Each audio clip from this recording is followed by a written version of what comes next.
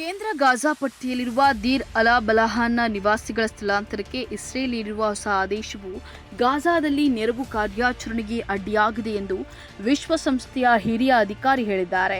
ಈ ಪರಿಸ್ಥಿತಿಯಿಂದಾಗಿ ನೆರವು ಕಾರ್ಯಾಚರಣೆ ಸ್ಥಗಿತಗೊಳಿಸುವುದು ಅನಿವಾರ್ಯ ಎಂಬಂತಾಗಿದೆ ಎಂದು ಅವರು ಹೇಳಿದ್ದಾರೆ. ಗಾಜಾದಲ್ಲಿ ಈಗ ಸೃಷ್ಟಿಯಾದ ಪರಿಸ್ಥಿತಿ ನೆರವು ವಿತರಿಸಲು ಪೂರಕವಾಗಿಲ್ಲ.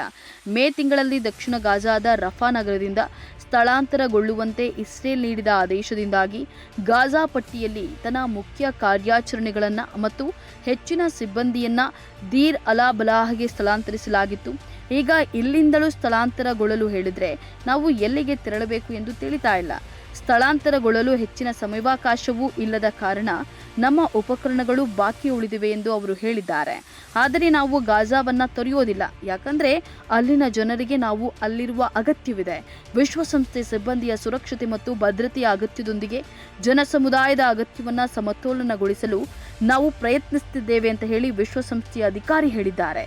ಕೇಂದ್ರ ಗಾಜಾದಲ್ಲಿ ಇಸ್ರೇಲ್ ಸೇನೆಯ ಈಗಿನ ಸ್ಥಳಾಂತರ ಆದೇಶವು ವಿಶ್ವಸಂಸ್ಥೆಯ ಮಾನವೀಯ ನೆರವು ಕಾರ್ಯಾಚರಣೆಗೆ ತೊಡಕಾಗಿದೆ ಎಂದು ವಿಶ್ವಸಂಸ್ಥೆಯ ಮೂಲಗಳನ್ನು ಉಲ್ಲೇಖಿಸಿ ಅಲ್ ಜಜೀರಾ ವರದಿ ಮಾಡಿದೆ.